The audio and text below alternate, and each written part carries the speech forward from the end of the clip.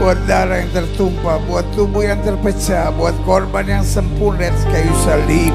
Kami nyatakan terima kasih, karena kami tahu lewat tubuh yang terpecah, lewat darah yang tertumpah, lewat korban sempurna di kayu salib, dosa kami diampuni, penyakit kami disembuhkan, beban kami diangkat, kemenangan tersedia, pemulihan Tuhan nyatakan, doa-doa kami dijawab. Bahkan apa yang tidak pernah kami pikirkan Tuhan sediakan buat kami. Itu sebabnya kami bersuka cita. Kami bangga punya Tuhan yang hidup dahsyat dan luar biasa. Bukan hanya Allah yang menantikan kami di sorga dalam kemuliaan, tapi Allah yang turun menjadi sama dengan manusia, supaya kami hidup dan berolehnya dalam kelimpahan. Itu sebabnya dengan bangga di doa malam kami malam hari ini, kami ada dalam keyakinan yang kuat. Nabi boleh banyak, agama boleh banyak, rasul boleh banyak, juru selamat hanyalah Yesus Kristus, Tuhan dan Raja. Haleluya. Kami perlu Yesus dalam hidup kami. Kami perlu firman Tuhan dalam hidup kami. Kami perlu pewahyuan Roh Kudus-Mu atas hidup kami. Karena itu Bapa, bicaralah buat masing-masing kami. Nyatakan isi hati-Mu buat kami. Tegur kami, nasihati kami, arahkan kami, singkapkan kebenaran buat kami, sehingga kami mengerti kebenaran. Dan biar kebenaran itu yang akan memerdekakan hidup kami. Sembuhkan yang sakit Allah, kuatkan yang lemah, beri penghiburan buat yang susah, bebaskan yang terikat, lepaskan yang terbelenggu, ulurkan tangan bagi yang membutuhkan mujizat. Sehingga di saat doa malam hari ini bukan sekedar ibadah doa malam biasa yang kami nikmati, tetapi malam ini malam berkat, malam ini malam mujizat, malam ini malam kesembuhan, malam ini malam pemulihan, malam ini malam berkat Tuhan. Malam hari ini malam kedahsyatan Tuhan dinyatakan. Bahkan malam ini malam perjumpaan kami dengan Yesus lewat roh dan firman-Mu. Dan kami tahu, kami percaya orang yang berjumpa dengan Yesus tidak pernah akan dikecewakannya. Haleluya. Bersama-sama kita katakan amin. Beri tepuk tangan yang meriah buat Tuhan.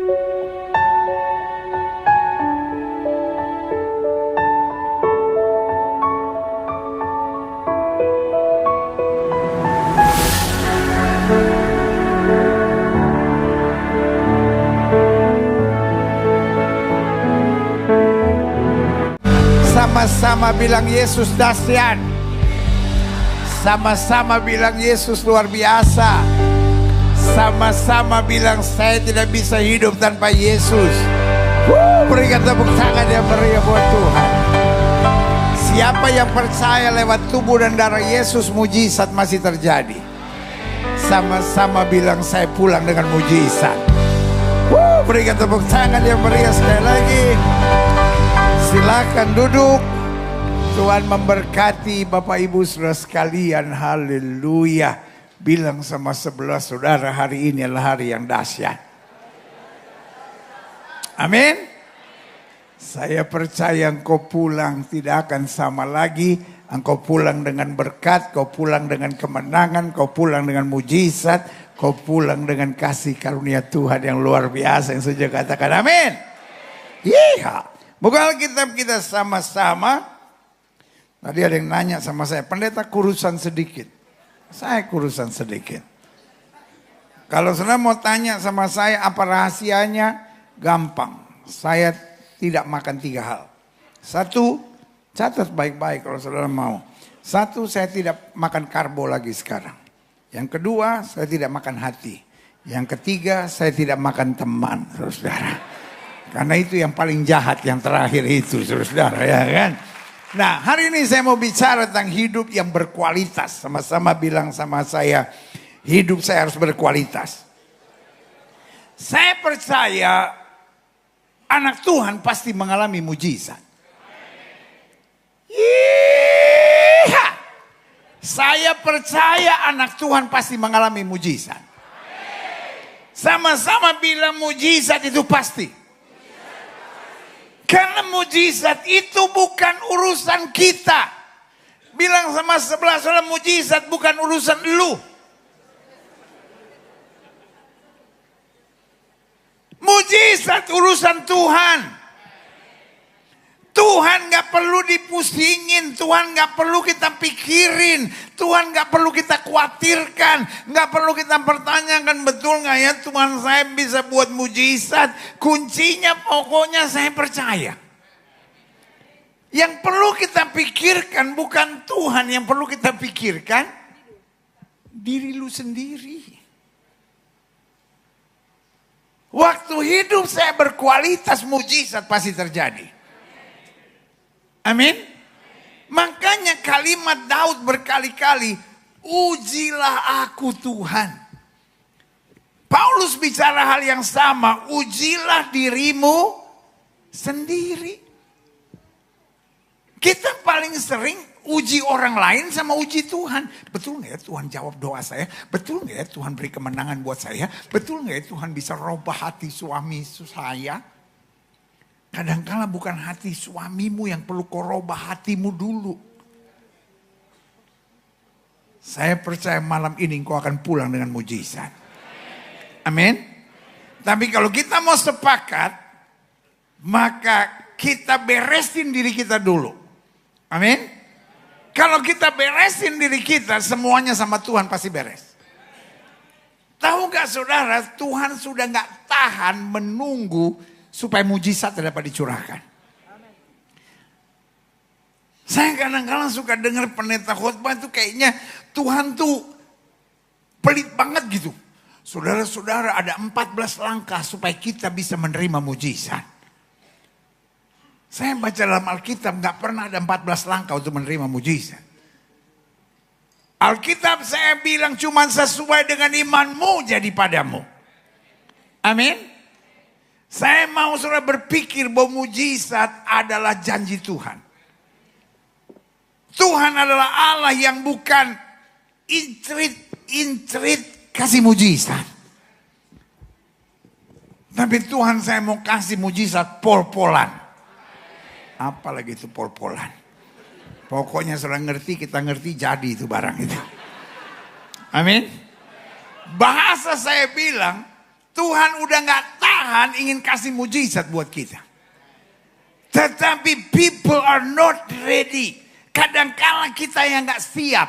Dan yang paling berbahaya adalah menerima mujizat buat orang yang tidak siap.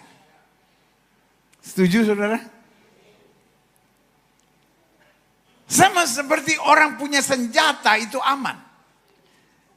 Tapi memberi senjata kepada orang yang belum mengerti pakai senjata itu bahaya. Saya punya uang 100 miliar itu aman sekarang ini. Aman.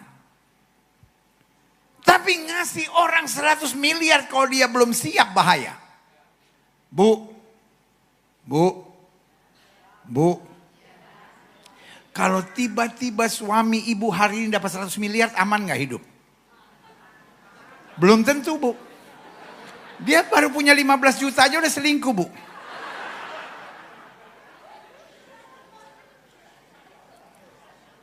Ada yang gajinya 10 juta nempeleng bini.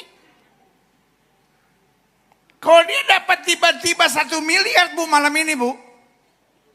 Namanya berubah jadi Taufik Hidayat bu.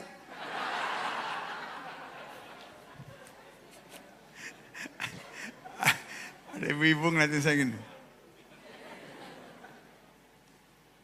Jangan-jangan dia itu yang diomongin. Bener pendeta, laki gua 10 juta nempeleng gua. Tapi yang satu lagi bilang, oh kalau saya yang tempeleng pendeta. Ngeri kali saudara. Tuhan gak tahan mau kerjakan mujizat. Amin. Tetapi seringkali bukan Tuhan yang gak siap, tapi kitanya yang gak siap. Waktu hidup kita berkualitas. Lo ingat gak cerita tentang wanita yang datang pada Yesus? Wanita Kanaan yang datang pada Yesus. Dia bilang, anakku kerasukan setan dan sangat menderita. Tiba-tiba Yesus bilang, aku hanya diutus domba-domba yang hilang dari umat Israel. Yesus bukan mean sama wanita itu. Tapi Yesus mau tunjukkan kepada orang banyak bahwa konsep kamu keliru. Karena konsep orang banyak senangnya menghakimi. Tapi ini di Israel. Di Surabaya jarang lah. Tapi nggak tahu yang di sini. Saudara suka ketemu orang menghakimi nggak? Enggak, pendeta. Saya yang suka menghakimi dia, pendeta. Orang sekarang tuh suka menghakimi. Sudah pakai dandanan agak menor dikit.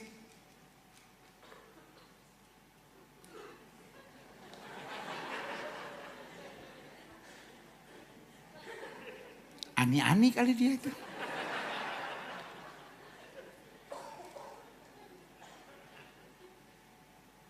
Sudah dari gemuk tiba-tiba kurus. Diomongin. Saya berapa kali orang bilang sama saya, aduh pendeta, kena gula ya. Saya tuh orangnya, saya kok dengar khotbah-khotbah saya paling jarang ngomongin diri saya. Tapi sama saudara kan kita udah deket kan. Jadi saya sebetulnya turun berat badan itu bukan karena sakit. Iri aja sama Pastor Michael. Saya bilang masa dia bisa, gue gak bisa. Gula darah saya, terus terang ya, gula saya itu tinggi. Tapi di muka.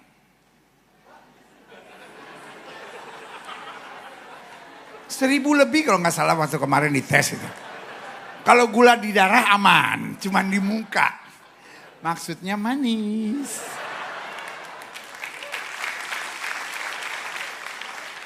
Itu tepuk tangan menyetujui atau menghina saya juga nggak tahu lah.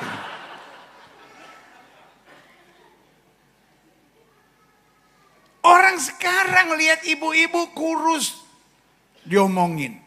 Lakinya selingkuh kali ya.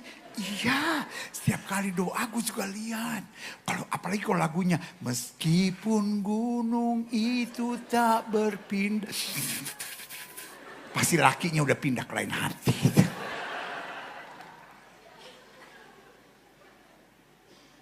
Saya percaya anak Tuhan gak suka ngomongin orang.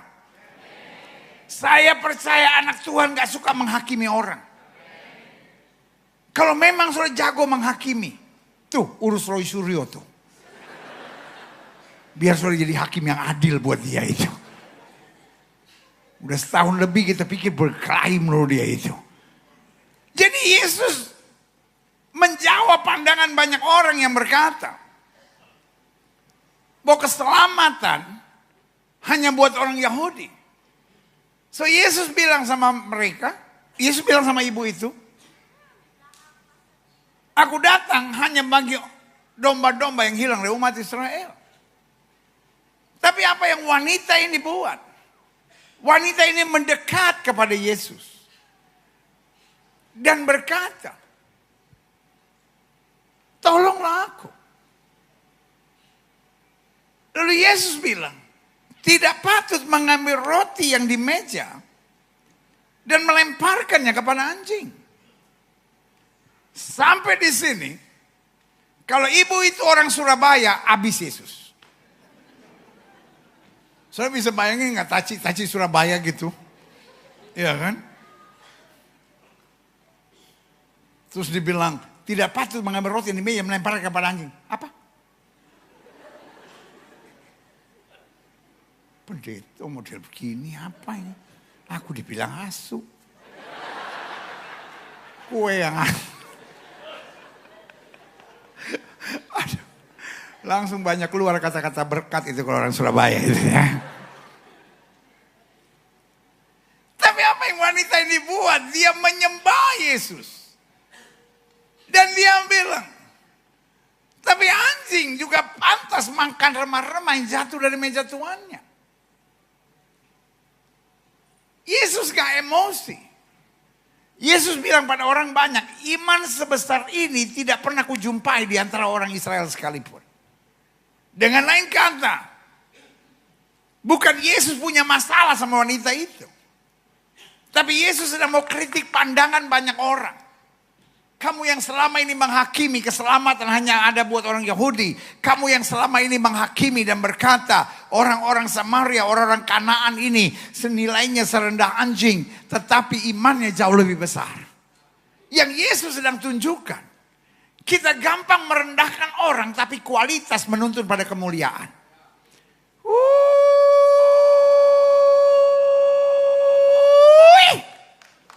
Sama-sama bilang sama saya mujizat urusan Tuhan. Sama-sama bilang kemuliaan urusan Tuhan. Tapi urusan kualitas itu urusan kita. Sama-sama bilang sama saya kualitas urusan saya.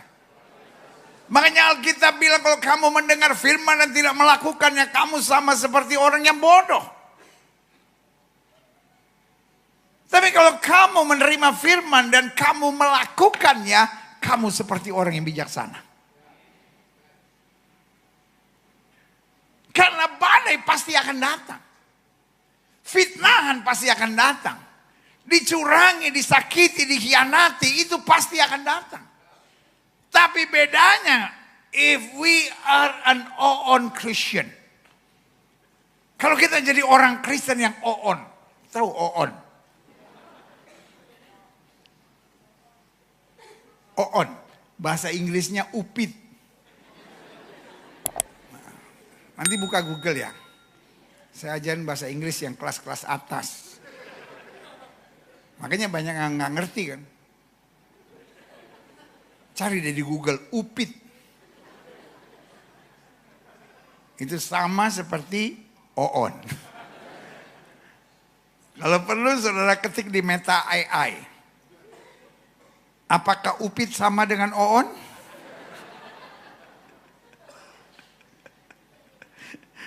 Jadi yang saya mau jelaskan buat saudara. Badainya pasti datang, angin ributnya pasti datang. Hal-hal yang menyakitkannya pasti datang. Tapi yang membedakannya, apakah kita berkualitas atau tidak berkualitas. Karena kalau kita tidak berkualitas, hebat kerusakannya.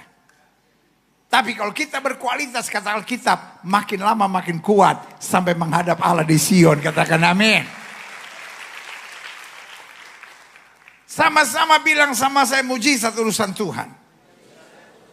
Sama-sama bilang sama saya kemuliaan urusan Tuhan. Tapi hidup berkualitas urusan saya. God can do anything. Tuhan bisa buat apa saja. Tetapi saudara yang harus merubah diri saudara sendiri. Gak bisa kita bilang Tuhan robah aku Tuhan. Tuhan bilang lu yang berubah. Makanya Paulus bilang. Hidupku bukannya aku lagi. Tapi Kristus yang hidup dalam aku. Kau berikan tepuk tangan yang meriah buat Tuhan. Klik. Nah saya pelajari. Coba lihat ayat firman Tuhan ini. Amsal 15 ayat 22 sampai 24. Dikatakan rancangan gagal kalau tidak ada pertimbangan. Pertanyaan saya, siapa yang harus buat pertimbangan?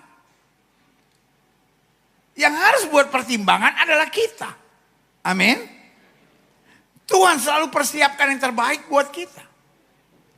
Tapi tawaran dunia, intimidasi iblis bisa mendatangkan kebingungan. Karena itu Alkitab berkata, rancangan gagal kalau tidak ada pertimbangan. Tetapi terlaksana, tetapi berhasil kalau penasihat banyak. Bilang sama sebelah saudara, jangan kepala batu. Bilang sama orang yang baru ngomong sama saudara, daripada lu NPD.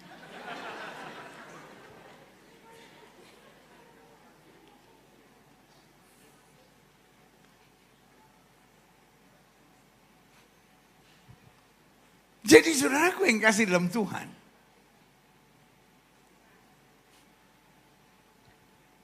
Salah satu kata yang paling sering dipakai orang hari-hari ini, NPD. Pendeta itu orang NPD. Saya perhatikan. 5 tahun yang lalu saya belum pernah dengar itu kata NPD. Betul nggak? Tapi 5 tahun belakangan ini, banyak orang. Pendeta, suami saya NPD, pendeta. Istri saya NPD. Padahal saya sebagai pendeta ngelihat dua-duanya NPD.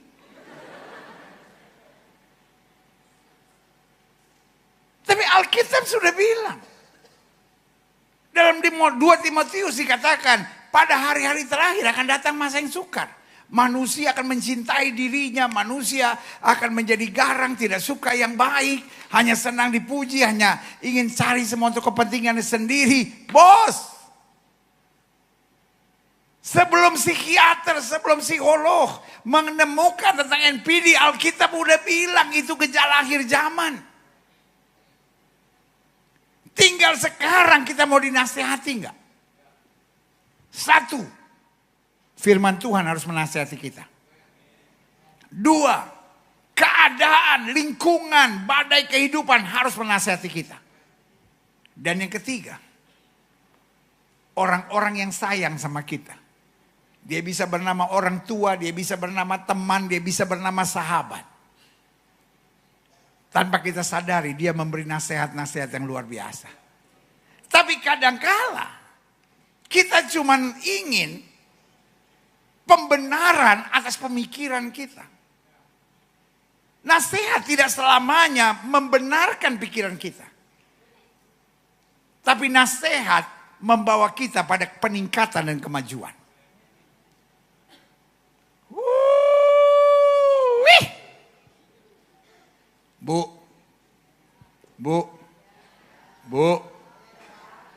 nanti malam Bu, ada PR buat ibu. Sebelum ibu tidur, tanya sama suami, sayang, dari hari pertama aku menikah sama kamu sampai hari ini, aku lebih baik, lebih dewasa atau gimana? Kalau suami sudah langsung peluk sudah dan bilang, sayang, kemajuan dalam diri kamu luar biasa, sangat membanggakan aku. Berarti ibu luar biasa. Tapi kalau suami tiba-tiba balik badan, jangan aneh-aneh lah, tidur aja lah. Itu artinya, Bu. Bukan peningkatan, Bu. Tapi pengacauan, Bu, yang terjadi. Karena Alkitab sudah bilang rancangan gagal kalau tidak ada pertimbangan. Tetapi terlaksana kalau penasihatnya banyak. Hidup ini bukan how you start, but how you end. Hidup ini bukan bagaimana kamu memulai, tapi bagaimana kamu mengakhirinya. Paulus pakai bahasa gini, kamu sudah mulai dengan roh, jangan kamu mengakhiri dengan daging. Billy Graham pernah menyebut satu kalimat yang sangat penting, finishing strong. Karena setiap latihan pasti akan mendatangkan kemajuan. Betul? Semalas-malasnya saudara ke gym misalnya. Ya, dari bisa angkat 5 kilo, ya lumayan lah, setelah 20 tahun bisa 6,5 lah. Kan saya udah bilang semalas-malasnya. Tapi kalau serajin-rajinnya, orang yang bisa angkat 5 kilo, setelah 10 tahun kemudian mungkin dia bisa angkat 30 kilo. Betul saudara? Nah ini yang Alkitab ajarkan. Keberhasilan ada bukan betapa hebatnya kita. Bukan betapa hokinya kita. Tapi keberhasilan ada kalau kita mau dinasihatin. Sama-sama bilang saya harus bisa berubah. Ayat 23. Seorang bersuka cita karena jawaban yang diberikannya. Dan alangkah baiknya perkataan yang tepat pada waktunya. Ayat ke-24. Jalan kehidupan orang berakal budi menuju ke atas.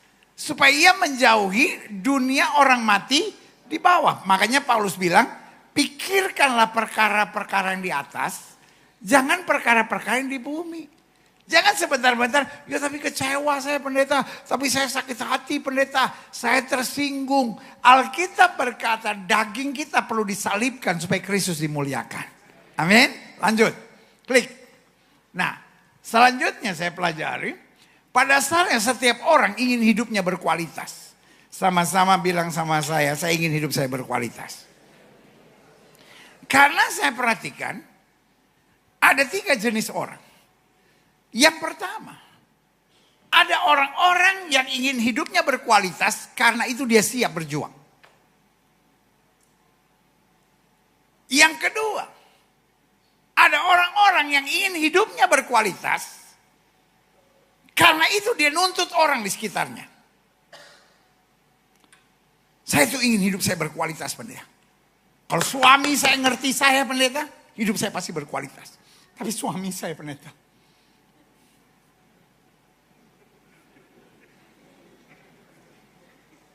dikirim setan dalam hidup saya. Yang dia buat selalu menghakimi orang di sekitarnya. Suami saya nggak baik, istri saya nggak baik, orang tua saya nggak baik. Berarti sudah masuk pada kelompok yang kedua. Ingin hidup berkualitas, tetapi orang yang harus berubah. Jadi yang pertama apa? Saya ingin hidup berkualitas, saya berjuang. Paulus bilang, aku melupakan apa yang ada di belakangku, mengarahkan diri kepada apa yang di hadapanku. Paulus bilang, apa yang dulu kuanggap kebanggaan, sekarang kuanggap sampah. Karena pengenalan akan Yesus Kristus Tuhanku jauh lebih mulia dari segala-galanya. Berarti dia mau hidup berkualitas dan dia siap berjuang. Tapi yang kedua, ada orang-orang yang hidup berkualitas tapi menuntut. Seandainya istri saya pengertian. Seandainya suami saya seperti suami tetangga.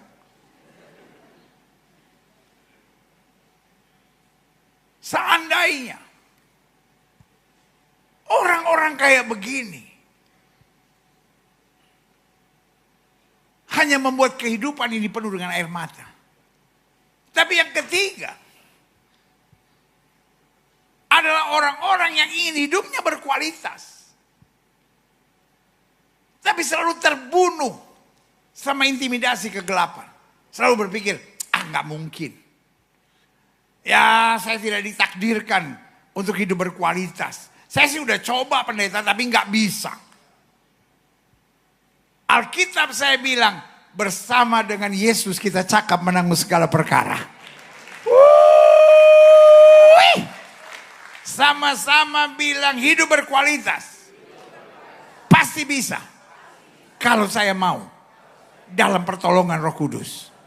Karena kita bilang kalau Roh Kudus turun ke atas kamu, kamu akan menerima kuasa. Yesus bilang apa? Kepadamu kuberikan kuasa untuk menginjak ular dan kalajengking, sehingga tidak ada kekuatan musuh yang membahayakan kamu. Amin. Tidak ada kekuatan musuh yang akan menjajah kamu. Tidak ada kekuatan musuh yang membuat hidupmu terus terbelenggu. Karena kuasa Roh Kudus yang membimbing kita dan membawa kita pada kemuliaannya. Amin. Great. Selanjutnya. Klik. Saya coba simpulkan. Siapa yang hidupnya berkualitas? Yang pertama, orang yang tidak merugikan dan menyusahkan orang lain. Yesus bilang terlebih berkat memberi daripada menerima. Amin. Menghadapi masalah apapun, Saya tidak boleh nyusahin orang lain. Itu harus menjadi tekad. Ada banyak orang yang dia pikirkan cuman, pokoknya gue senangnya begini. Masa bodoh sama orang lain. Anak Tuhan tidak berusaha menyenangkan hati semua orang. Tapi anak Tuhan selalu berusaha menjadi berkat. Makanya Alkitab bilang sederhana. Apa yang kamu ingin orang lain perbuat kepadamu, perbuatlah itu pada orang lain. Setuju? Sama-sama bilang saya tidak boleh menyusahkan orang. Sama-sama bilang saya tidak boleh merugikan orang.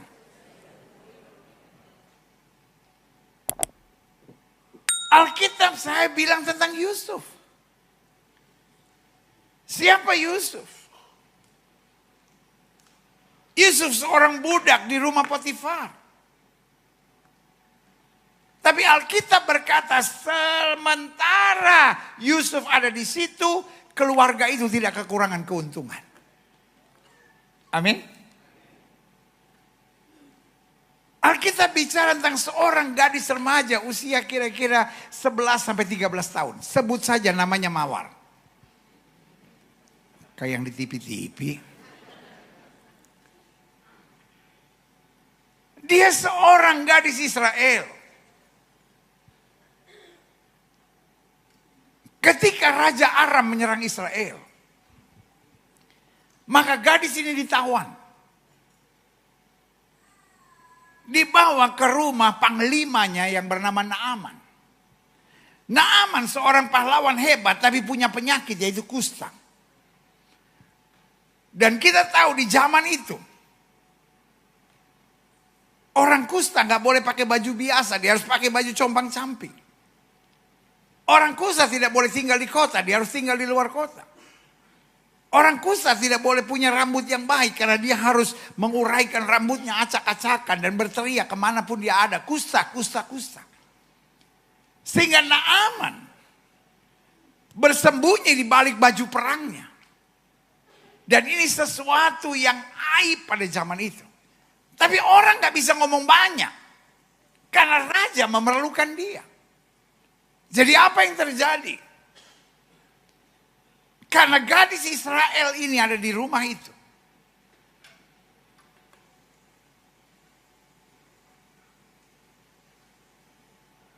Dia bukan colek nyonya sambil bilang, nyonya, tuanku saya. Oh, kamu ketahuan.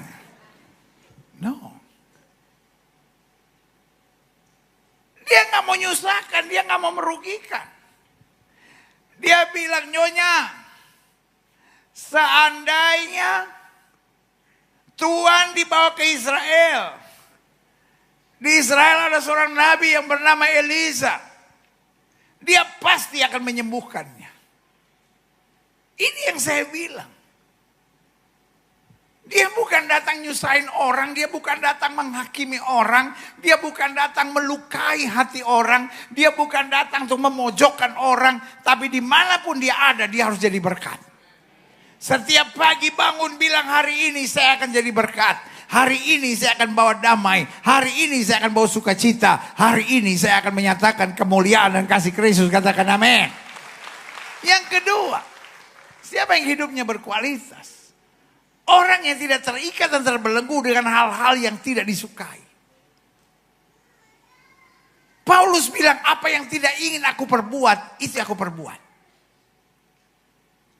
Alkitab saya bilang, kalau anak itu memerdekakan, kita benar-benar merdeka. Jangan jadi orang yang serakah. Jangan jadi orang yang kepala batu dan bangga lagi. Lu saya memang orangnya begini, mau diapain? Hei! Kita anak Tuhan Yesus. Sama-sama bilang saya anak Tuhan Yesus. Saya tidak mau bikin malu nama Tuhan. Kalau kita anak Tuhan. Tapi ngomong kita nyablak. Kita anak Tuhan minjem duit gak bayar. Kita anak Tuhan gak bisa dipercaya. Kita anak Tuhan selingkuh. Di sini ada yang selingkuh? Tolong yang selingkuh lambaikan tangan. Supaya nanti saya kasih perjamuan lagi 1 kali. Kalau tadi udah diminum, habis ini siram di kepala.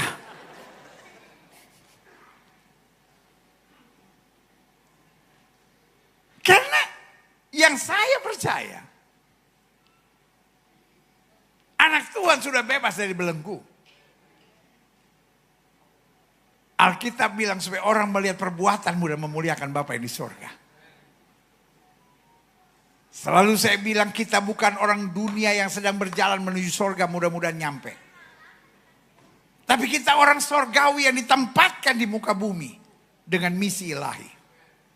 Taruh tangan kanan saudara di dada, bilang saya ada misi ilahi. Anak Tuhan jangan pernah merasa lelah. Anak Tuhan jangan pernah merasa capek. Ada banyak orang yang bilang saya lelah, pendeta. Saya udah berusaha jadi orang baik gitu. Saya berusaha jadi istri yang taat gitu. Saya berusaha jadi suami yang sukacita. Saya berusaha jadi anak Tuhan yang melakukan yang benar. Tapi lama-lama gak tahan, pendeta. Terlalu banyak serangan yang saya alami. Hari ini saya hanya mau bilang, ada misi Tuhan yang belum selesai. Pastikan kau berdiri tegak. Dalam Alkitab saya bilang roh yang di dalam kita lebih besar dari roh yang ada di dunia ini. Katakan amin. Yang ketiga, siapa yang hidupnya berkualitas? Klik. Aha. Seorang yang hidupnya memberi arti dan kebahagiaan buat orang di sekitarnya. Ada banyak orang dia pikirkan bagaimana saya bahagia.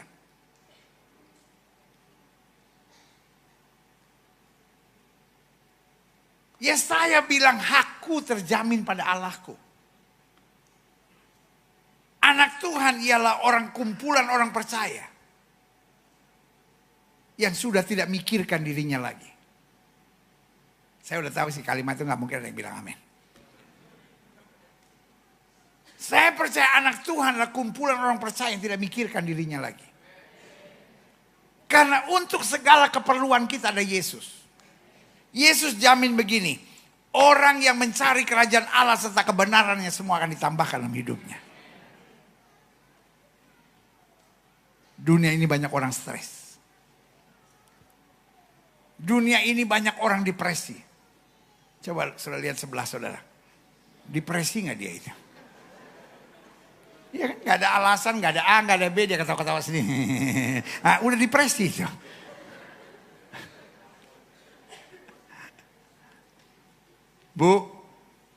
Bu, suami ibu depresi gak, Bu?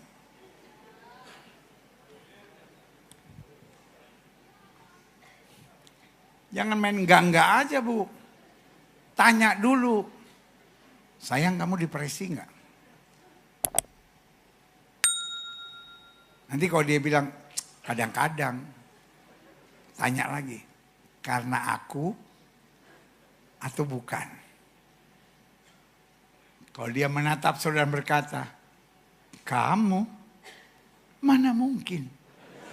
Kamu adalah sumber kebahagiaan hidupku. Yeah. Jangan tepuk tangan dulu, belum mungkin, belum tentu lah, Bu. Ibu udah senang, iyalah. Pas nanya sama suami, kan aku, ya iyalah. Kenapa lagi? Pak, istri Bapak depresi gak, Pak? Iya, pendeta. Karena Bapak bukan pendeta, karena duit.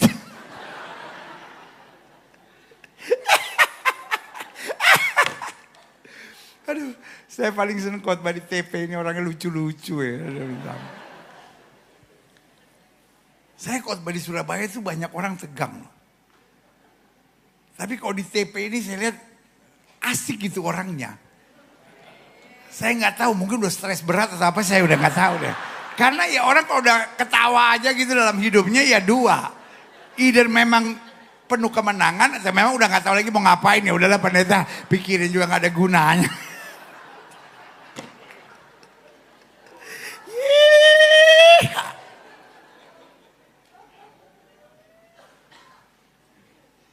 Dunia ini makin banyak orang stres. Ciri orang stres apa, saudara? Yang pertama curiga.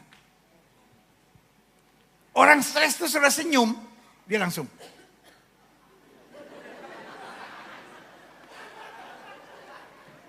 Jadi kalau saudara curigaan, apa aja curiga, pikiran saudara negatif, itu artinya saudara udah mulai gejala-gejala stres, saudara-saudara. Lalu yang kedua, ciri orang stres apa? Sengcok, senggol bacok. Ada masalah stres, jadi kamu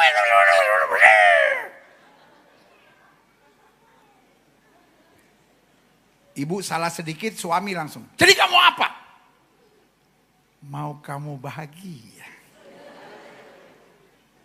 Ibu ya. Jadi kalau suami senggol bacok gitu, baru kesenggol sedikit langsung. Jadi kamu maunya apa? Mau kamu sayang aku. Kadang-kadang ibu-ibu juga gitu, nggak boleh. Ya udah Pak, jadi kamu maunya apa? Mau kamu tetap lembut cintaku. Jadi yang pertama apa selalu? Curiga. Yang kedua, sengcok. Apa aja emosi. Dan yang ketiga, ciri orang depresi, sibuk sama yang udah lewat. Orang depresi adalah orang tuh yang gak bisa ngelihat ke depan.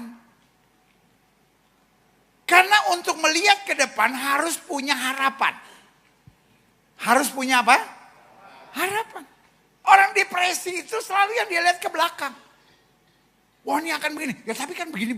Tapi kan begini. Nah, jadi kalau orang udah sebentar-sebentar ngomongnya gitu. Ya, tapi kan kamu dulu begini. Nah, itu orang depresi, saudara-saudara. Orang depresi itu gak bisa diajak debat. Karena orang depresi adalah orang yang belum beres sama dirinya. Orang depresi sudah ngomong apapun, sudah pasti akan dibantai. Jadi yang pertama apa ciri orang depresi? Hah? Yang kedua apa? Sengcok, senggol dikit bacok. Boleh marah aja. Lalu yang ketiga apa saudara? Senangnya nengok ke belakang. Orang depresi gak perlu suruh tegur, gak perlu suruh nasihati, gak perlu suruh ajak ngomong. Pasti berkelahi. Karena akan pasti debat. Dia dirinya aja dia belum terima, apalagi orang lain. Orang depresi kalau sudah ketemu ciprat minyak urapan. Dia lagi duduk langsung gini. Nanti orang kita, kenapa selalu gitu? Tahu Gilbert yang suruh ya. Dia mau marah biarin aja, saya udah di Jakarta ini. Itulah yang terjadi. Dunia ini makin banyak orang depresi. Anak-anak Tuhan penuh sukacita.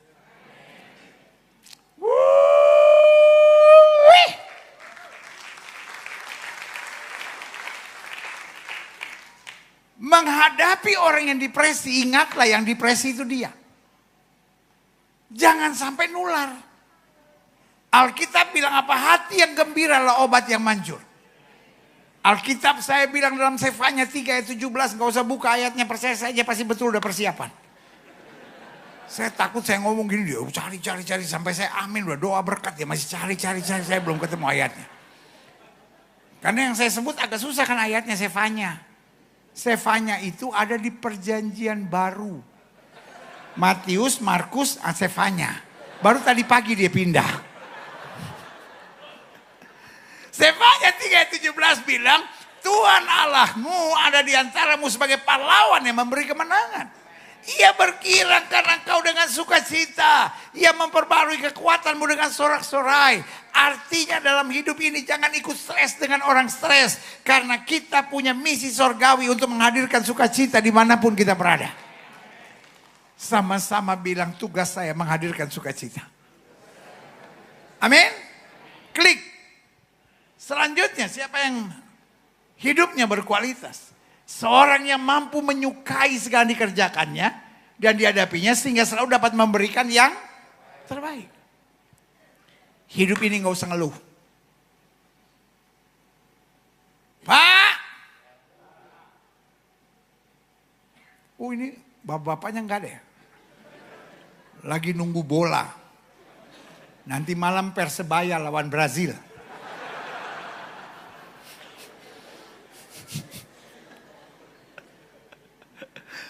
Bukan pendeta, bukan Persebaya pendeta ini nggak ngerti Piala Dunia. Arema. Ya sudahlah. Pak. Bu. Hidup ini jangan ngeluh. Kalau saya jadi saudara pasti saya bilang amin. Tapi kan saya yang khotbah, masa saya khotbah sendiri saya bilang amin sendiri kan lucu kan? Hidup ini jangan ngeluh, amin. Kayak kurang kerjaan gitu. Udahlah saya ngomong sama anak muda aja lah. Yang belum berkarat seperti saudara itu. Adik-adik muda. Ini yang saya senang. Kenapa gak dari tadi? Udah Pak. Pakai iPod kayak apa lah Pak. Anak-anak muda. Hidup ini jangan mengeluh. Coba lihat.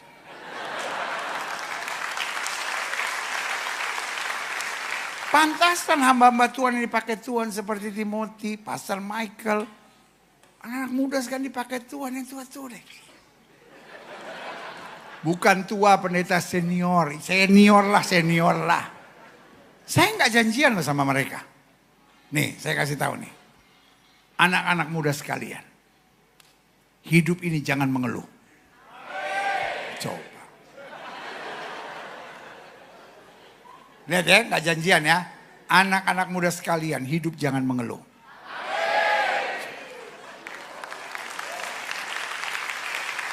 Ibu-ibu jangan mengeluh. Gak ada yang bilang amin deh.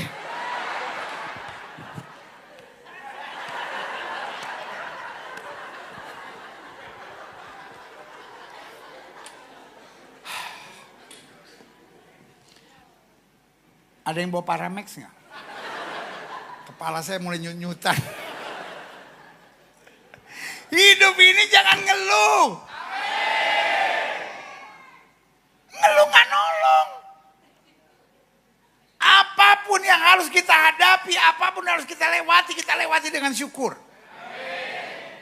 Saya percaya hal yang terbaik yang Tuhan senang dari hidup kita adalah bersyukur. Yang pertama, syukur menghadirkan damai. Yang kedua, syukur menghadirkan mujizat. Yang ketiga, syukur menghancurkan pekerjaan setan.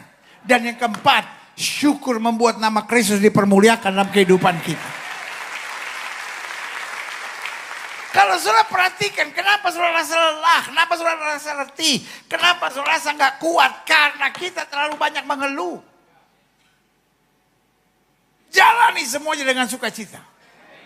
Kita pegang Roma 8 ayat 28, Allah turut bekerja dalam segala perkara untuk mendatangkan kebaikan bagi setiap orang yang mengasihi Dia. Katakan amin. Selanjutnya, klik. Ada 6 hal yang harus dihindari untuk hidup. 6 hal yang harus dihindari supaya hidup kita berkualitas. Yang pertama, hindari bohong dan malas. Bu, ibu yang suka bohong atau suami ibu yang suka bohong? Belum selesai Bu, ibu orang pertama yang saya tanyain. Pak, siapa yang suka bohong? Bapak atau istri bapak? Sama-sama pembohong, lihat. Anak-anak muda, saya mau tanya, yang suka bohong kalian atau orang tua kalian? Orang tua.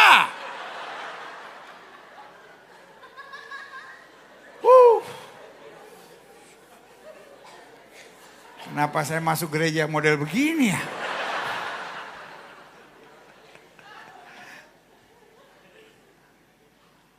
Bohong adalah kebodohan. Malas selalu merugikan. Selalu saya bilang, air mata karena kebenaran jauh lebih berharga daripada sorak-sorai akibat kebohongan. Itu kalimat orang pintar. Kalau belum makan belum ngerti pasti. Makanya saya lihat saudara cuma gini. Yang beberapa tadi yang bilang amin, amin, amin, tadi sebelum berangkat udah makan. Kalau yang lain lagi berjuang karena GERD-nya kambuh.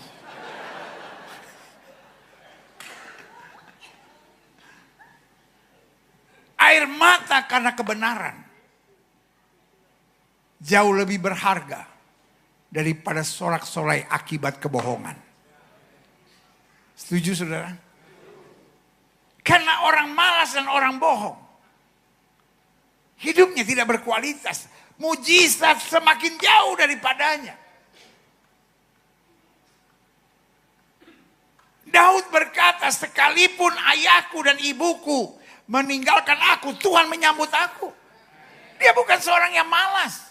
Dia bilang, aku mau bangun pagi dan membangunkan fajar. Makanan kemalasan tidak aku makan, katanya. Hari ini sebagai hamba Allah saya hanya mau ingatkan. Gak usah tungguin mujizat, gak usah tungguin kemuliaan. Tuhan pasti sediakan tempat pada waktunya. Urusan kita, urus diri kita supaya hidup berkualitas. Yang kedua, yang harus dihindari agar hidup kita berkualitas. Hindari iri dan dengki. Rencana Tuhan tidak pernah tertukar. Amin. Ada orang lain lebih kaya dari saudara. Ada orang lain lebih sukses dari saudara. Ada orang lain lebih ganteng dari saudara. Ada orang lebih cantik dari saudara. Tapi hidupmu tetap berkualitas.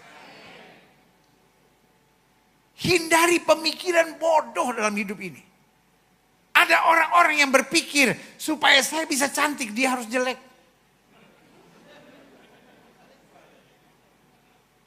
Supaya saya bisa kelihatan hebat dia harus kelihatan jelek.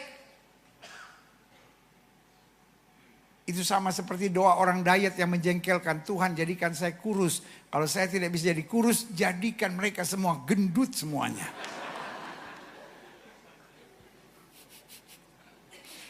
Tiba-tiba kita bingung, kenapa kok timbangan kita naik? Doa tuh orang yang bikin naik.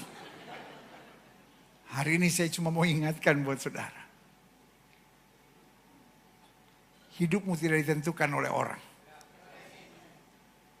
Tapi Tuhan yang menatap engkau, engkau ini berharga dan mulia.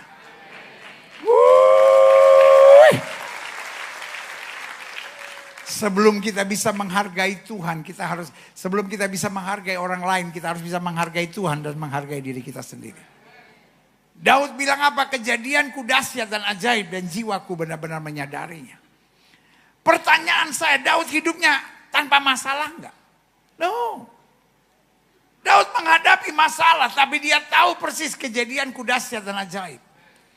Dan jiwaku benar-benar menyadari. Iri dan dengki bukanlah isi hati anak-anak Tuhan. Saudara boleh bilang sama saya ke gereja seminggu 5 kali pendeta. Tapi kalau hatimu iri, hatimu dengki, kayak gak bisa gitu orang dipuji di depan saudara. Itu kayak panas gitu. Pokoknya kalau ada orang dipuji di depan saudara selalu harus saudara bantai. Dia hebat ya. Iya dia hebat sih. Tapi masa lalunya jelek dia. Oh iya. Aduh. Dia suami baik ya sama istrinya. Iya. Tapi istrinya tuh dia baik itu karena takut. Oh iya.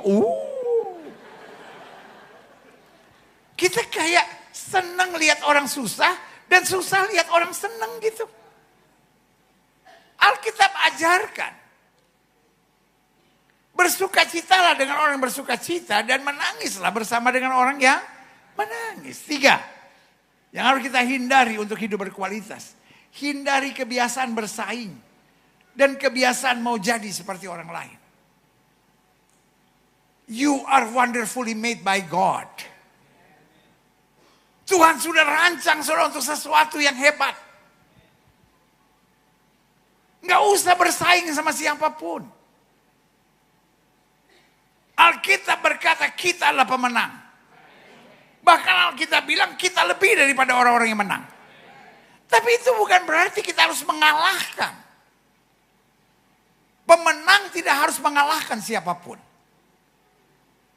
Karena kita pemenang yang harus kita kalah karena diri kita sendiri. Amin. Supaya kita nggak sombong. Supaya kita nggak kepala batu. Kata Alkitab. Supaya kita nggak miring ke kiri, miring ke kanan. Tapi berjalan seturut firman Tuhan. Maka yang terjadi kita tidak akan turun tapi akan naik. Tidak akan menjadi ekor, dipimpin menjadi kepala. Orang yang masih sibuk mengalahkan orang lain.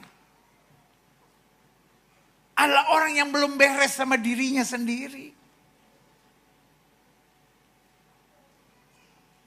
Musa dimaki-maki oleh bangsa Israel. Waktu Musa berhasil membawa bangsa Israel keluar dari Mesir. Tiba-tiba Musa berhadapan dengan laut Teberau. Dan sementara mereka sedang berpikir bagaimana menaklukkan laut Teberau ini. Tiba-tiba mereka dengar bunyi langkah kereta kuda dan mereka lihat ke belakang. Mereka lihat Fir'aun dengan pasukannya mengejar kembali.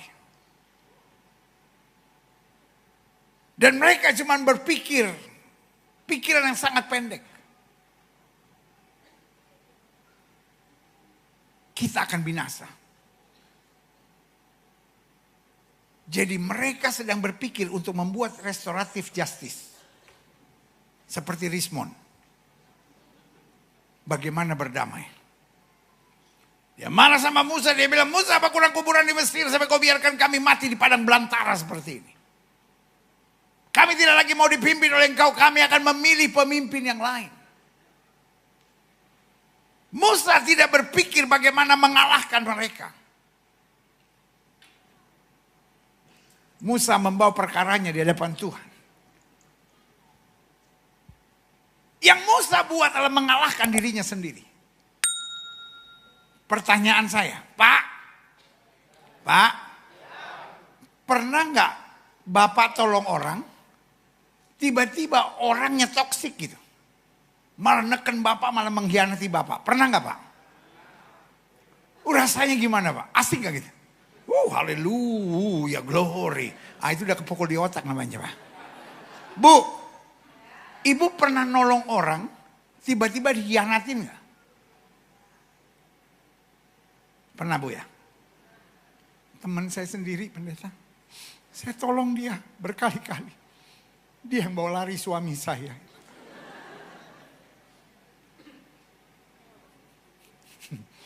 Ada ibu-ibu yang nanti segini. Kayak dia mikir gitu. Kok tahu dia? Kelihatan Bu dari garis-garis wajahnya Bu. Jadi.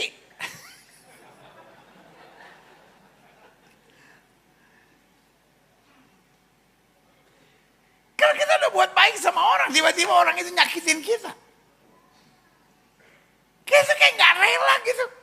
Yang kita pikirin gimana saya ngalahkan dia. Gak bisa orang kayak gitu didiamin pendeta. Kalau orang kayak gitu didiamin ngelunjak dia pendeta. Nanti dia injek, dia menarik-narik dia kepala saya. Musa gak mikir bagaimana dia ngalahin semua orang. Musa tak berpikir bagaimana dia mengalahkan dirinya sendiri dan tetap berjalan dalam jalannya Tuhan. Sampai dia dengar Tuhan ngomong sama dia, Musa, berdirilah tetap. Lihatlah keselamatan daripadaku. Orang Mesir yang kamu lihat hari ini tidak akan kamu lihat lagi sampai selama-lamanya. Tuhan yang akan berperang ganti kamu. Musa tetap diam, dia belum bertindak. Dia gak ngeyel sama orang banyak. Tuhan udah ngomong, awas kamu, awas kamu, awas kamu. Dia tenang. Sampai tiba-tiba Tuhan bilang sama dia, what is in your hands? Apa yang dalam tanganmu? Dia bilang, a stick. Angkat tongkat itu. Waktu dia angkat, laut terbelah. Pertanyaan saya, orang yang habis maki-maki Musa, lalu tiba-tiba bilang, Musa, boleh jalan? Musa gak bilang satu, biar mampus lu. Musa bilang, please. Tuhan cari orang-orang yang hatinya beres. Daud dapat kesempatan untuk membalas Saul. Daud bilang apa? Aku tidak akan menjamah orang yang Tuhan urapi. hidup ini gak usah pikirin mujizat. Mujizat pasti datang. Hidup ini gak usah pikirin kemuliaan. Kemuliaan Tuhan pasti dinyatakan. Berjuanglah untuk kualitas. Waktu Tuhan lihat seorang berkenan di hadapannya, diangkatnya dan dia kerjakan mujizatnya. Berikan tepuk tangan yang meriah. Yang keempat, hal yang harus dihindari untuk hidup berkualitas. Klik. Mana? Hindari bicara tanpa berpikir. Alkitab bilang apa? Hidup dan mati seseorang dikuasai oleh lidahnya. Seorang sangat ditentukan dengan perkataan yang keluar dari mulutnya. Jangan bilang sama saya, pendeta itu cuma mulutnya aja dia yang kasar pendeta. Tapi hatinya baik banget. Saya mau bilang kalau itu benar, maka firman Tuhan salah. Alkitab bilang apa yang keluar dari mulut, gambaran dari hati. Hatimu dekat dengan Tuhan, mulutmu memperkatakan firman Tuhan. Hatimu merasakan kebaikan Tuhan, mulutmu gak akan bisa memaki. Jangan bilang sama saya, pendeta kita nih orang Surabaya pendeta, belum keluar aja udah maki orang pendeta.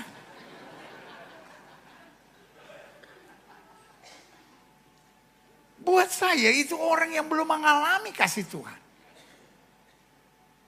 Orang yang mengalami kasih Tuhan yang pertama yang dia perkatakan iman. Kita tidak memperkatakan apa yang kita rasakan. Pak, yang kau rasakan gak penting buat orang sekitarmu. Bu, yang kau rasakan gak penting buat orang sekitarmu. Kalau engkau sebentar-bentar, aduh kepalaku nyut-nyutan, aduh jempolku cantengan, aduh perutku buang-buang angin. Kalau selalu yang kau perkatakan hanya apa yang kau rasakan. Sorry untuk bilang ini, kau hanya menjadi orang yang menyebalkan. Kau menjadi beban buat orang di sekitarmu. 5 menit itu orang duduk samping saudara. Langsung kejang-kejang. Kita tidak memperkatakan yang kita rasakan. Sama-sama bilang sama saya tidak memperkatakan apa yang saya rasakan. Tapi saya memperkatakan apa yang Yesus sudah janjikan dalam hidup saya. Berikan tepuk tangan yang meriah buat itu.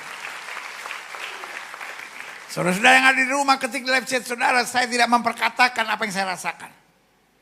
Tapi saya perkatakan iman. Sama-sama bilang saya perkatakan iman. Yang kedua, saya memperkatakan kebaikan Tuhan dalam hidup saya. Alkitab saya bilang ceritakan perbuatannya dan kemuliaannya. Dan yang ketiga, saya memperkatakan hal-hal yang membangun dan menjadi berkat. Alkitab ajarkan kita, hidup dan mati seseorang dikuasai oleh lidahnya. Barang siapa suka menggemakannya, ia yang akan memakan buahnya. 1, perkatakan iman. 2, perkatakan kebaikan dan kemuliaan Tuhan. Dan yang ketiga, perkatakan hal-hal yang membangun dan menjadi berkat. Karena untuk itulah kita dipanggil. Untuk membangun dan menjadi berkat. Berikan tepuk tangan yang meriah buat Tuhan. Hindari bicara seenaknya. Hindari bicara yang kemudian melukai, menghancurkan, menjatuhkan. Karena Alkitab bilang,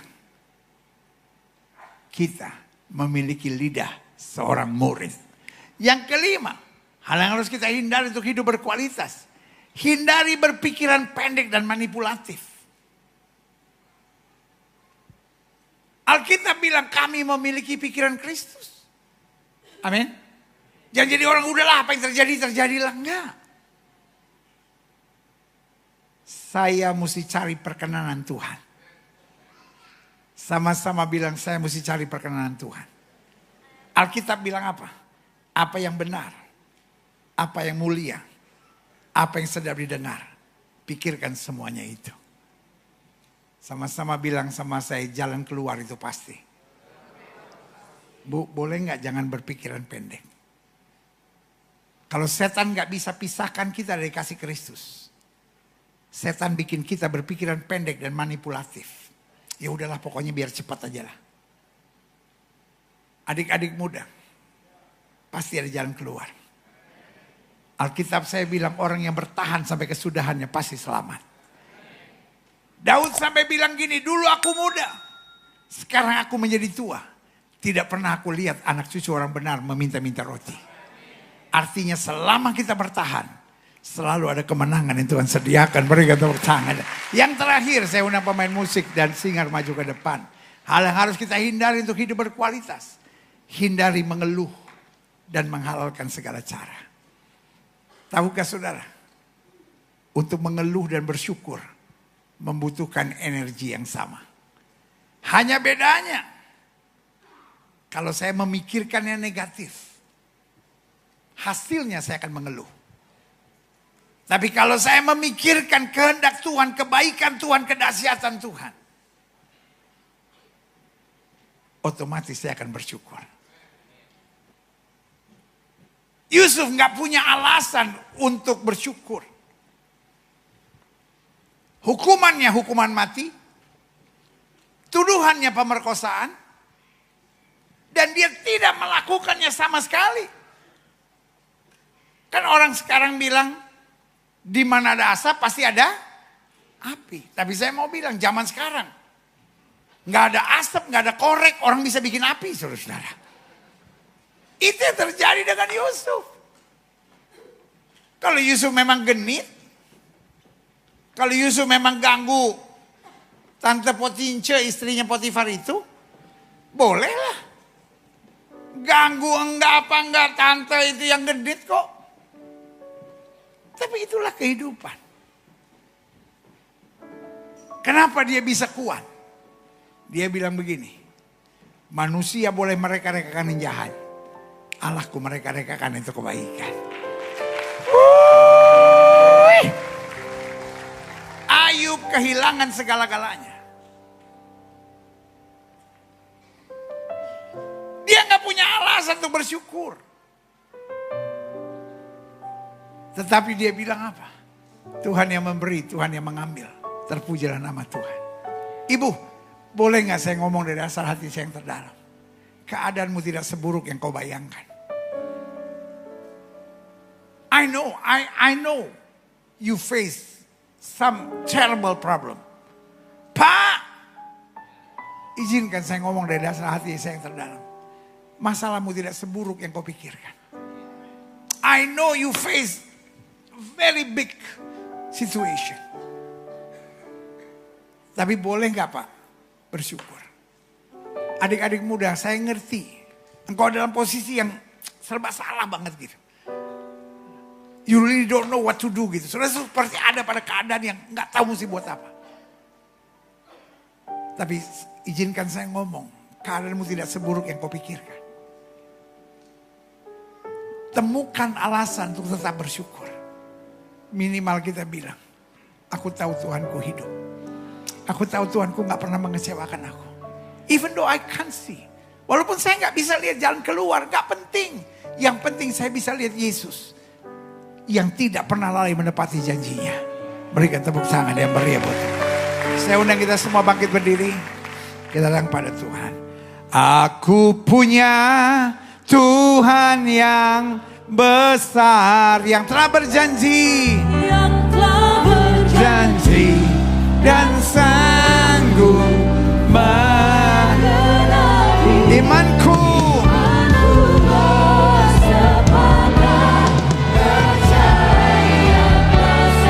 Ku terima sekarang.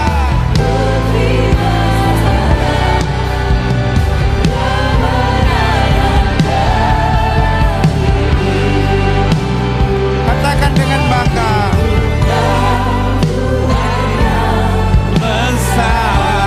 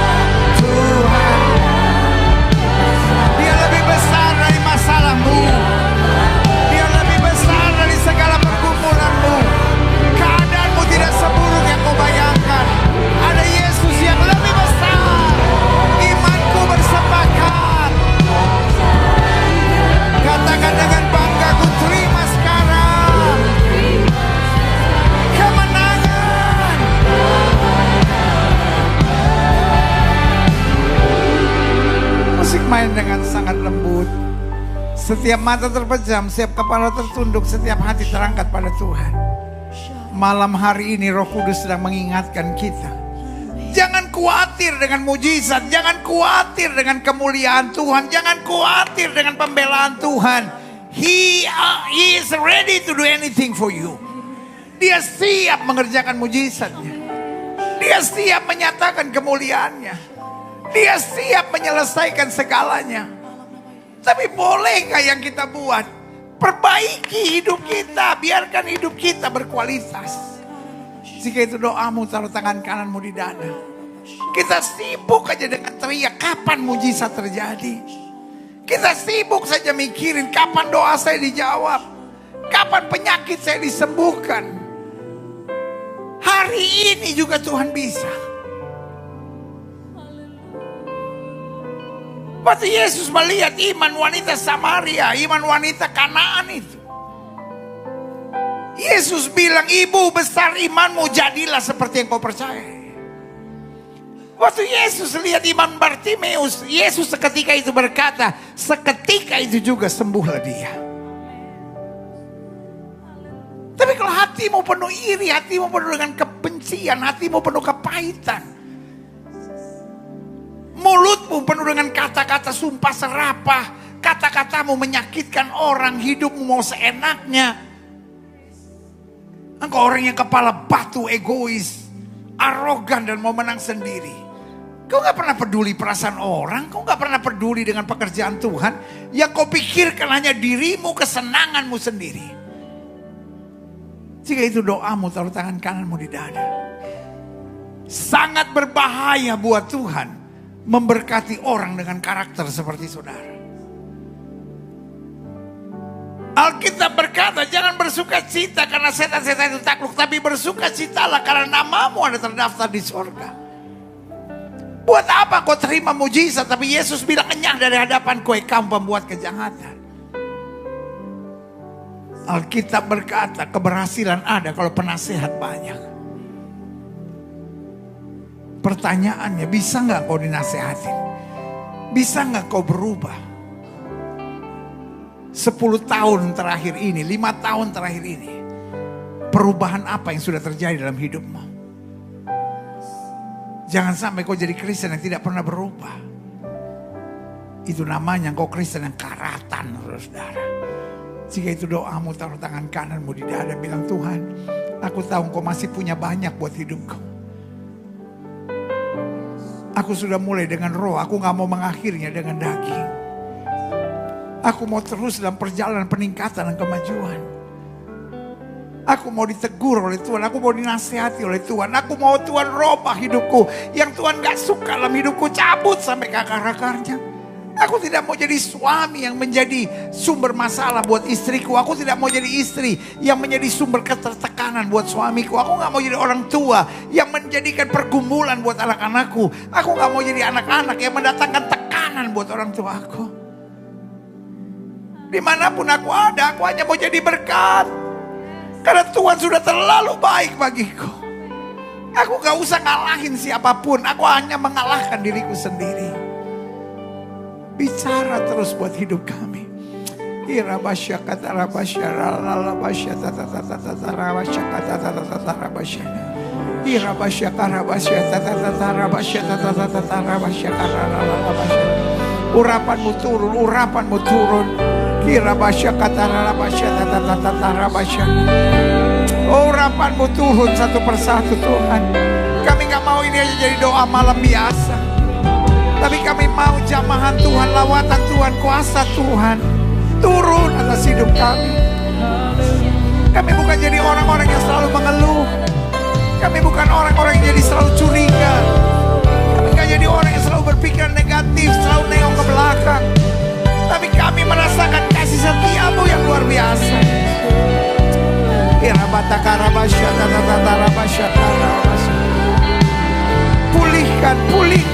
Pulihkan dengan kuasa. Jamah dengan kasih setia Tuhan. Terima kasih Tuhan. Setiap saudara yang taruh tangan kanan saudara di dada. Setiap Setiap saudara yang taruh tangan kanan saudara di dada, sekarang saudara boleh angkat tangan dua-dua tinggi-tinggi. Izinkan saya doa. Bapa, lihat tangan anak-anakmu yang terangkat dua-dua di hadapan Tuhan, bahkan yang ada di rumah masing-masing. Lihat tangan-tangan yang terangkat. Kami gak mau jadi Kristen yang karatan. Kami mau jadi anak Tuhan yang berkualitas. Karena kami percaya Roh Kudus ada dalam diri kami untuk memberi kuasa untuk kami menjadi saksi Tuhan. Karena kami tahu mujizat itu pasti, kami tahu kemuliaannya itu pasti, kami tahu kedahsyatan Tuhan itu pasti. Kami perlu berubah, kami perlu meningkat, kami perlu berprestasi, kami perlu berkualitas, kami perlu hidup semakin hari semakin seperti Kristus. Supaya orang melihat perbuatan kami dan memuliakan Bapa di sorga. Kadang-kala kami terlalu sibuk mikirin diri kami sendiri, sampai kami lupa ada misi Tuhan dalam hidup kami. Kami sibuk mikirin gimana semua orang bisa mengerti saya, semua orang dengar mau saya, semua orang bisa ikutin yang saya mau. Tapi hari ini saya bilang, Tuhan, saya mau cari kerajaan Allah serta kebenarannya. Semuanya ditambahkan dalam hidup saya. Ampuni kami kalau kami jadi suami yang kepala batu. Ampuni kami kalau kami jadi istri yang banyak menuntut. Ampuni kami kalau kami jadi orang Kristen yang justru jadi batu sandungan. Ampuni kami kalau kami jadi anak muda yang tidak menjadi saksi Tuhan. Kami pacaran sama orang yang tidak seiman. Kami lakukan hubungan seks sebelum nikah. Kami jalani kehidupan yang semau kami sendiri. Tapi hari ini robah kami. Kami gak mau jadi Kristen yang cuma tahu firman, tapi tidak berjalan seturut maunya Tuhan. Sehingga makin hari kami makin dapat berkenan kepada Kristus. Terima kasih Bapa. Hamba mengasihi jemaatmu satu persatu. Apa yang Tuhan taruh di hati hamba sudah hamba sampaikan bagi umatmu. Hamba doa firman termaterai. Apa saja yang mereka kerjakan dibuat Tuhan berhasil. Mereka gak turun tapi naik. Mereka gak jadi ekor, mereka jadi kepala. Hari-hari yang penuh kemenangan Tuhan sediakan di dalam nama Yesus. Rumah tangga dipulihkan. Adik-adik muda diberikan api oleh Tuhan. Apa saja yang kami kerjakan dibuat Tuhan berhasil. Kami gak akan turun tapi naik, gak akan jadi ekor tapi dipimpin menjadi kepala. Terima kasih Bapa. Semua yang sudah doakan, ucapkan bersama saya, katakan, saya terima berkat Tuhan. Saya terima berkat Tuhan. Keluarga saya dipulihkan. Keluarga saya dipulihkan. Hari-hari saya penuh mujizat. Jalan-jalan saya penuh kemenangan. Izinkan saya berdoa buat yang sakit. Saudara-saudara yang sakit, letakkan tangan kananmu di bagian tubuh yang sakit. Bapa, janji firman-Mu ya dan amin. Firman-Mu berkata orang percaya akan tumpang tangan buat yang sakit dan yang sakit akan disembuhkan. Amin, amin. Ya. Dengan iman kami letakkan tangan kanan kami di bagian tubuh kami yang sakit. Baik kami di gereja maupun kami di rumah masing-masing. Kami tolak sakit penyakit. Segala virus, segala bakteri, segala kuman, segala infeksi, segala peradangan, segala serangan setan, kutuk-kutuk penyakit kami patahkan di dalam nama Yesus. Dari ujung kepala sampai ujung kaki mengalir kuasa Tuhan. Gangguan pada mata, telinga, hidung, tenggorokan sembuh dalam nama Yesus. Gangguan sakit kepala, migrain sembuh dalam nama Yesus. Gangguan saraf sembuh dalam nama Yesus. Jantung, paru-paru, mah, lever, ginjal sembuh dalam nama Yesus. Oh, segala serangan penyakit lepas dalam nama Yesus. Setan, kau tidak punya kuasa. Kuasa kesembuhanmu mengalir. Mujizatmu terjadi. Kuasa kesembuhanmu dinyatakan. Karena kami percaya Yesus kami tidak berubah dulu, kemarin, hari ini, sampai selama-lamanya. Dengan iman kami nyatakan, oleh bilur-bilur Kristus kami yang percaya, sudah dijamah dan disembuhkan Tuhan dengan kuasa-Mu yang luar biasa. Kita tepuk tangan sorak-sorai kemenangan kami. Tepuk tangan sukacita kami. Kami sembuh oleh kuasa Tuhan. Di dalam nama Yesus. Setiap saudara yang sudah doakan untuk kesembuhan, saudara yang sudah terima perjamuan suci hari ini, mulai katakan oleh biru Yesus, saya sembuh. Amin. Karena Alkitab bilang sesuai dengan imanmu jadi padamu. Haleluya. Tidak ada alasan Tuhan tidak menyembuhkan penyakitmu. Jangan ada dendam, jangan ada benci, jangan ada kepahitan, jangan ada iri, jangan ada keegoisan, jangan ada kearoganan. Belajar dalam hidup mengampuni, belajar hidup dengan iman, belajar sukacita menghadapi segala-galanya. Suami, kasihlah istrimu dan janganlah berlaku kasar kepadanya. Istri, tunduklah kepada suamimu dan hormatilah suamimu. Orang tua, jangan bangkitkan sakit hati dari anak-anakmu. Anak-anak, hormatilah, taatilah orang tuamu dalam Tuhan. Jemaat sekalian, hiduplah dalam kasih dimanapun kita berada. Layanilah Tuhan. Jangan sombong, jangan iri, jangan dendam, jangan menyimpan sampah-sampah yang gak penting. Tapi hiduplah dalam kasih, maka berkat Tuhan akan menyertai. Gak usah nuntut siapapun. Suami saya harusnya begini dong, istri saya harusnya begini dong, anak-anak saya harus begini dong. Tapi mulai berjuang dalam diri saya. Saya harus jadi suami yang baik, saya harus jadi istri yang baik. Maka tanpa saudara sadari, berkat Tuhan luar biasa. Setiap hari Minggu ada ibadah, setiap hari Rabu ada doa malam. Pastikan saudara hadir. Karena saya percaya jeripaya kita dalam Tuhan tidak akan sia-sia. Kalau saudara keluar nanti saya ada tulis beberapa buku-buku yang baik. Saya percaya ini akan jadi berkat buat setiap saudara kalau saudara membutuhkannya. Tetapi yang pasti, mulailah jadi suami yang baik. Mulailah jadi istri yang baik. Jangan ngomong banyak tentang Tuhan dulu, tapi buktikan Tuhan dalam keluarga kita masing-masing. Karena ketika kita bawa damai sejahtera, maka hal-hal yang baik Tuhan nyatakan. Senjata setan di akhir zaman sedang diarahkan pada keluarga. Tetapi pemulihan Tuhan juga mulai dari keluarga-keluarga yang dipulihkan oleh Tuhan. Terima kasih Tuhan. Bapak, kami bangga menjadi keluarga besar dari GSJS di tempat ini. Gereja yang kami percaya kuasa Tuhan ada di dalamnya. Kemuliaan Tuhan di dalamnya. Roh Kudus mengajar, pengajaran-pengajaran yang baik kami terima di tempat ini. Bahkan dalam ibadah kami, dalam pelayanan kami, dalam setiap pengorbanan kami untuk pekerjaan Tuhan di tempat ini, selalu ada kemuliaan Tuhan yang nyata. Tidak lupa kami berdoa buat Bapak Ibu Gembala kami, Pak Sam, Bulani, Pastor Timothy Gunawan, Pastor Michael Gunawan, Andrew Gunawan, semua keluarga ini dalam pemulihan Tuhan. Hamba-hamba Tuhan yang melayani, baik mereka yang dari GSJS maupun jemaat, hamba-hamba Tuhan undangan lainnya, selalu menyatakan kemuliaan Tuhan. Jadikan kami orang-orang yang tertanam di gereja kami untuk bertumbuh dalam kemuliaan Tuhan, berbuah lebat bagi kerajaan Allah. Terima kasih Bapa.